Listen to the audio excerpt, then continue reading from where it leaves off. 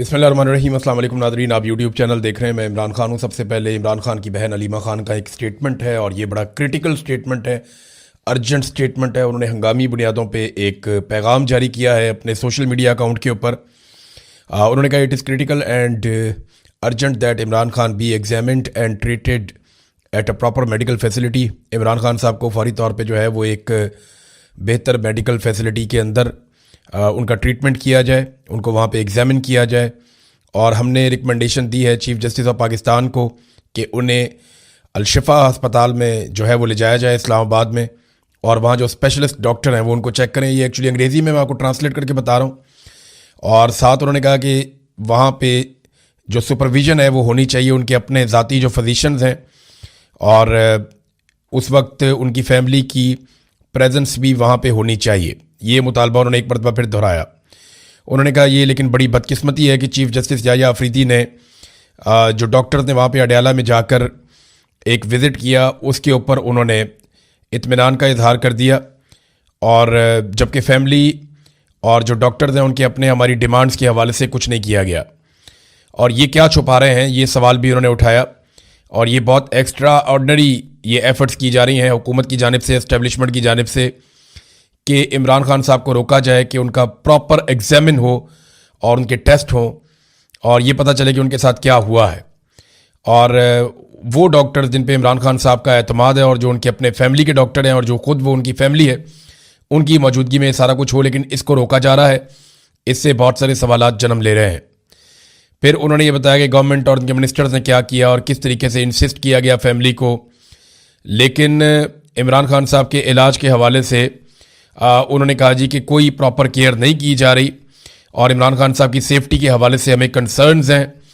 और काफ़ी डिटेल के अंदर उन्होंने ये लिखा। फिर जो पिम्स के डॉक्टर्स गए, जो अलशिफा के डॉक्टर्स गए, उसके बारे में लिखा। फिर ये भी बताया कि वज़रा जो है वो गुमराह कन प्रोपेगेंडा कर रहे हैं कि फैमिली ने इमरान खान साहब के इलाज को रुकवाया या ताख़ीर की। ऐसा कुछ नहीं है, बल्कि हमारे साथ धोखा किया गया। और एक रिपोर्ट और जमा करवा दी गई। लेकिन मंगल वाले दिन 17 फरवरी को इमरान खान ने एक मैसेज दिया जिसमें बुशरा बीबी और उनकी जो बेटी है वो मिलकर बाहर आई और उन्होंने आकर बताया कि इमरान खान साहब मुतमईन नहीं है जो डॉक्टरों ने अस्पताल में विजिट किया उससे। और इमरान खान साहब ने फिर से डिमांड भी की है कि डॉक्टर आसिम और डॉक्टर फैसल को उनकी मौजूदगी में मेरा इलाज करवाया जाए, उनसे मेरा चेकअप करवाया जाए। उन्होंने कहा हम रिजेक्ट करते हैं any medical report drawn up as a result of examination conducted in the absence of Imran Khan personal physicians and family members. हम ऐसी हर मेडिकल रिपोर्ट को मुकम्मल तौर पे मुस्तरद करते हैं जो इमरान खान साहब की फैमिली और ज़ाती मुआलिजीन की मौजूदगी के बगैर बनाई गई है। और साथ उन्होंने आखिर में एक मरतबा फिर कैपिटल वर्ड्स के अंदर लिखा, और urgency is of the utmost importance, कि ये बहुत ही अहम और इम्पॉर्टेंट मामला है और इसको फौरी तौर पर टैकल किया जाना चाहिए। अब ये उन्होंने किसको कहा? देखें, फील्ड मार्शल तो इनकी बात सुन नहीं रहे, ना कोई और दुनिया में इनकी बात सुन रहा है। एक्चुअली अलीमा खानम ने ये पैगाम पूरी दुनिया की इंसानी हकूक़ की तंजीमों के लिए, दुनिया भर के मीडिया इदारों के लिए और दुनिया भर के उन लोगों के लिए जो इमरान खान साहब को सपोर्ट करते हैं उनके लिए जारी किया है, और पूरी दुनिया को बताया है कि सिचुएशन क्या है। और पूरी सिचुएशन को चंद पैराग्राफ के अंदर लिख कर उन्होंने रिपोर्ट कर दिया है। इमरान खान साहब को अब अस्पताल के अंदर ले जाया जाएगा और उनको लाना पड़ेगा, क्योंकि जेल के अंदर जो ये इंजेक्शन लगने का अमल है ये बहुत मुश्किल है। ऐसा मुमकिन नहीं है कि जेल के अंदर ये बड़े आराम से हो जाए। ये इमरान खान साहब को अस्पताल ही लाना पड़ेगा, और ये किस अस्पताल में लेकर जाएंगे इसके बारे में हम कुछ कह नहीं सकते। फैमिली जो है वो अलशिफा इंटरनेशनल हॉस्पिटल इस्लामाबाद के बारे में बज़िद है, वो कहते हैं वहीं पर लेकर आए, क्योंकि वहाँ पर सबसे ज़्यादा फैसिलिटीज़ हैं। यानी अडयाला जेल के करीब जिस अस्पताल में सबसे ज़्यादा सहूलतें हैं, जो सबसे शानदार हॉस्पिटल है इस किस्म के मामलात में, वो अलशिफा इंटरनेशनल हॉस्पिटल है।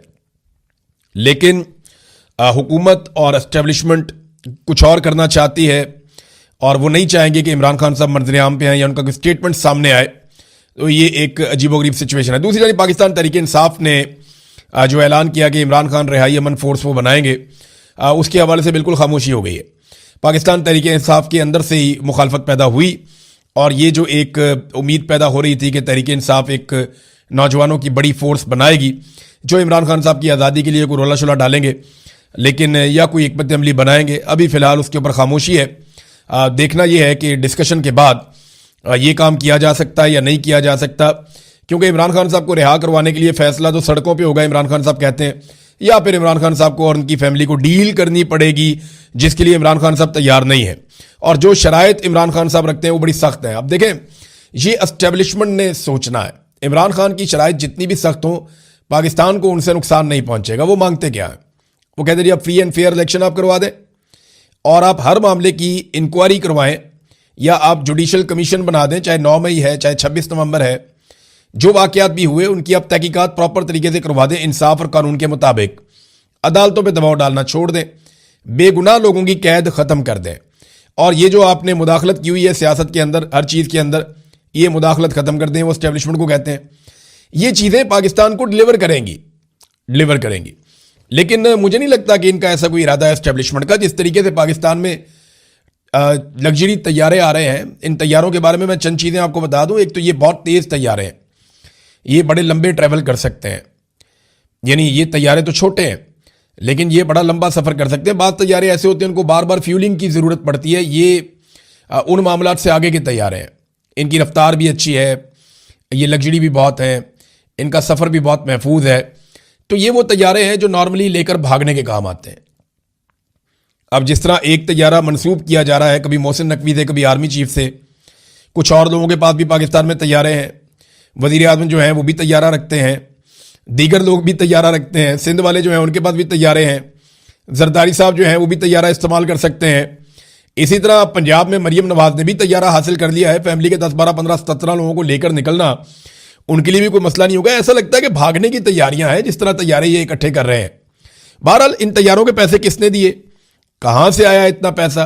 क्योंकि पाकिस्तानी तो गरीब है, पाकिस्तानियों के पास तो पैसा नहीं है, यहां रोटी खाने का पैसा नहीं है, आधे पाकिस्तानी गुर्बत की लकीर से नीचे हैं। तो इन पाकिस्तानियों के पास तो इतने पैसे नहीं है कि ये तैयारे लेकर आए। तो इन्होंने पैसे कहां से दिए? इन तैयारों के कर्जे ले लेकर दिए। हालात ये हैं कि पंजाब, जहां पे मरीम नवाज की हुकूमत है, यहां पे इस वक्त कर्जे पहुंच चुके हैं 1700 अरब रुपए से जायद। ये उस्मान बुज़दार के दौर में 900 अरब के आसपास थे, कहीं पे इससे ज्यादा थे, 900 अरब से ज्यादा थे। ये बैरूनी कर्जों की मैं बात कर रहा हूं। और अब जो है वो बैरूनी कर्जे पहुंच चुके हैं लगभग 1700 अरब तक, यानी 1705 अरब तक पहुंच गए। 1705 अरब तक ये पहुंच गए। इसमें एशियाई तरक्याती बैंक के 20% हैं, चाइना से भी कोई 18-20% हैं, और 58% कर्जा जो है वो वर्ल्ड बैंक से लिया गया है। तो मरीम नवाज ने टका के कर्जे लिए हैं और पंजाब को कर्जों में डबो दिया उन्होंने। 2036 तक पाकिस्तानी ये कर्जे ही उतारते रहेंगे। कोई भी हुकूमत आएगी अगले 10 साल उन्होंने कर्जे ही उतारने हैं, और अपने लिए जहाज भी ले लिया। इन कर्जों से इन्होंने सैलाब मुतासरीन के घर नहीं बनाए, इन कर्जों से इन्होंने गटरों के ढक्कन नहीं लगाए, इन कर्जों से इन्होंने गरीब आदमी को एजुकेशन नहीं दी, हेल्थ नहीं दी, बल्कि वो जो हेल्थ कार्ड था वो भी उनसे वापस ले लिया। इन कर्जों से इन्होंने किसान को कुछ नहीं दिया, इन कर्जों से इन्होंने मजदूर को कुछ नहीं दिया, इन कर्जों से इन्होंने बिजली के ऊपर जितनी सब्सिडी थी वो वापस ले ली, बजाय इसके कि 200-300 यूनिट बिजली मुफ्त करते। तो इन कर्जों से और तो कुछ किया नहीं, अपनी अयाशियां की हैं, पूरी दुनिया की मौजें ये कर रहे हैं। और अब एक तैयारा भी इन्होंने ले लिया। भागने के लिए तैयारे काम आएंगे और कोई काम नहीं है। एक तैयारे का कहा जा रहा है वो 11 अरब का है, तो दूसरा बताया जा रहा है जी वो उससे भी महंगा है और बड़ा जदीद तैयारा है। तो इसराइली तैयारे, हमें पाकिस्तानियों को कहते हैं कि इसराइली मसनूआत का बाइकआउट कर दो, उनकी बोतल नहीं पीनी, 10 रुपए वाली ये चीज़ नहीं लेनी, वो चिप्स नहीं लेना, ये नहीं लेना, वो नहीं लेना, ये इसराइल का है। खुद जनाब इसराइली तैयारे कमाल नहीं हो गया? खुद इसराइल के साथ बैठ के मीटिंगें ज़बरदस्त नहीं हो गया? उनके साथ खड़े हो गए, फोटो, और बाकायदा ऐलान किया जाता है कि हमें कोई एतराज़ नहीं है कि नेतन्याहू या इसराइली इसके अंदर शामिल हो मीटिंग में। नेतन्याहू का एक स्टेटमेंट भी है, ये स्टेटमेंट आप देखें। नेतन्याहू ने कुछ पोस्ट किए हैं प्राइम मिनिस्टर ऑफ इजराइल के अकाउंट से, और लुब्बे-लुबाब उनका ये है कि ये नेतन्याहू का साफ साफ ऐलान है कि एक ऐसा इत्तेहाद बन रहा है जिसमें अफ्रीका भी ममालिक भी होंगे, एशिया के ममालिक होंगे जिनका कुछ का वो नाम नहीं ले सकते। तो लाजमी बात है पाकिस्तान भी है उनमें, इंडिया का उन्होंने कहा जी इंडिया भी होगा, अरब ममालिक का उन्होंने कहा जी अरब ममालिक भी होंगे। फिर जनाब मुश्तरका कोई मफादात हैं जो होंगे, और बहुत सारे उन्होंने प्लान बताए नेतन्याहू ने। फिर नेतन्याहू ने कहा जी हम अभी नाम नहीं बता रहे, वक्त आने पर बताएंगे। फिर लेकिन एक ख्वाहिश का उन्होंने इजहार किया और बताया कि ये क्या करेंगे, ये शिया और सुन्नी मुसलमानों को जो है उनके खिलाफ लड़ेगा ये इत्तेहाद। ये भी उन्होंने कहा जो रेडिकल लोग हैं शिया और सुन्नी उनके खिलाफ ये लड़ेंगे। ये नेतन्याहू ने स्टेटमेंट दिया बाकायदा, और ये कहते हैं जी हमें कोई एतराज़ नहीं है। ये एक ऐसे बोर्ड ऑफ पीस के अंदर बैठे हुए हैं जिसे ताहिर अशरफी गज़ा बोर्ड कहते हैं, जिसमें गज़ा का कोई बंदा ही नहीं है, जिसमें फ़लस्तीन ही नहीं है। हाँ, उसमें इसराइल है, तो इसराइल जिस बोर्ड के अंदर शामिल है उसमें जाकर ये बैठ गए, और फ़लस्तीन के बारे में वो बोर्ड बना था लेकिन फ़लस्तीन उसके अंदर नहीं है, और इसके बारे में इन्होंने आवाज़ भी नहीं उठाई। सऊदी अरब जो है वो वक्तन फ़वक्तन आवाज़ उठाता है। अभी ग्रेटर इसराइल के हवाले से जो एक स्टेटमेंट इसराइल के अंदर जो अमरीकी सफ़ीर हैं उन्होंने जो स्टेटमेंट दिया उसके ऊपर सऊदी अरब ने अच्छा तगड़ा जवाब दिया, और लेकिन बाकी लोग जवाब नहीं देते। सऊदी अरब कहीं ना कहीं कुछ ना कुछ थोड़ा बहुत वो करता रहता है। अब नाज़रीन, असद कैसर साहब ने भी एक स्टेटमेंट देकर बताया कि पाकिस्तान पर जो बैरूनी कर्जों का हुजम है वो गुज़िश्ता 3 सालों में, ये जो शहबाज शरीफ साहब को लाकर इंस्टॉल किया गया था, पहले पीडीएम की सरकार बनाई गई और उसके बाद पीडीएम 2 की सरकार बनाई गई, तो ये जो लाकर इंस्टॉल किया गया, एक दफ़ा जनरल बाजवा ने इंस्टॉल किया और दूसरी तरफा आसिम मुनीर ने इंस्टॉल किया, तो ये 3 बरसों के दौरान तकरीबन 84% पाकिस्तान के बैरूनी कर्जों के हुजम में इजाफा हो गया। जो हमने दुनिया से बाहर से कर्जा लिया हुआ ना, उसमें 84% इजाफा हो गया, यानी लगभग डबल हो गए कर्जे हमारे 3 साल में। जितना कर्जा हमने 75 साल में लिया उतना हमने 3 साल में ले लिया, लगभग उतना ही ले लिया। और बैरूनी कर्जों का जो मजमूई हुजम है वो 138 अरब डॉलर्स तक पहुंच गया है। अब एक बात आप जहन में रखें कि ये अभी भी कर्जे ले रहे हैं। 25 करोड़ डॉलर ये लेना चाहते हैं चाइना से, कुछ 60 करोड़ डॉलर इन्होंने लिए हैं एक निजी बैंक से, कुछ और जगह से भी ये कर्जे हासिल करने की कोशिश कर रहे हैं कि मजीद कर्जा पाकिस्तान को मिल जाए। लेकिन पाकिस्तान की जो क्रेडिट रेटिंग है जिसकी बुनियाद पे कर्जा मिलता है कि भाई ये पैसा वापस कर सकता है या नहीं कर सकता। क्रेडिट रेटिंग में सिंपल आपको मैं ये बता देता हूं कि इसकी अहलियत क्या है। आप जब किसी को कर्जा देते हैं तो आप ये सोच कर देते हैं कि इसकी काबिलियत है वापस करने की या नहीं, ये वो क्रेडिट रेटिंग है। तो पाकिस्तान की मनफी में है, बी नेगेटिव, तो हमें कौन कर्जा देगा? तो अब हम गारंटर ढूंढते हैं कि जनाब आप हमारी गारंटी, आप जाते हैं ना मोटरसाइकिल किस्तों पे लेने के लिए, बाद औकात लोग ये पाकिस्तान के अंदर मोटरसाइकिल या गाड़ी को किस्तों पे आपने ले ली, तो वो कहते हैं जी आपका गारंटर कौन है? तो वो कोई ना कोई गारंटर बीच में डालते हैं कि जनाब अगर आप नहीं दे पाएंगे तो फिर हम इनसे बात करेंगे, फिर ये आपसे निकलवा कर देंगे। तो अब पाकिस्तान जो है वो गारंटर ढूंढता है, कभी एशियन डेवलपमेंट बैंक को, कभी एक और बैंक है एशियन इंफ्रास्ट्रक्चर डेवलपमेंट बैंक कोई और है, वो उसको साथ इन्होंने मिलाया। तो कोशिश इनकी ये है कि इनको कर्जे मजीद मिल जाए। अब अगर ये मजीद कर्जे लेंगे तो ये सारे रिकॉर्ड तोड़ देंगे, बार बार IMF के पास जाते हैं, इससे पाकिस्तान का भला नहीं होता। और पाकिस्तान पे कर्जे चढ़ा चढ़ा के इन्होंने पाकिस्तान का ये हाल कर दिया। नाज़रीन, एक खबर मैं आपको और देता हूं, ये एक बयान हल्फी है, ये जरा आप देखिए, ये मैंने यहां पे रखा हुआ है। ये मुझे बयान हल्फी एक मेरे हाथ आया। अली अमीन गंडापुर को आपको याद होगा गिरफ्तार किया गया था 9 मई से पहले, जब अली अमीन गंडापुर के बाल काट दिए गए थे। उस वक्त हमने बड़ी आवाज उठाई थी अली अमीन गंडापुर के लिए। उससे कुछ अरसा पहले एक एक्टिविटी हुई थी जो पाकिस्तान की इंटेलिजेंस एजेंसीज ने की थी। हुआ यह था कि अली अमीन गंडापुर को आजाद कश्मीर के हवाले से बनाया गया था, मिनिस्टर इमरान खान साहब ने उन्हें बनाया हुआ था। वहां पे जो इलेक्शन हुए थे 2021 में, उसमें अली अमीन गंडापुर ने बहुत बड़े बड़े खांचे मार दिए थे और वो रिपोर्टें पाकिस्तान की इंटेलिजेंस एजेंसियों तक पहुंच गई थी।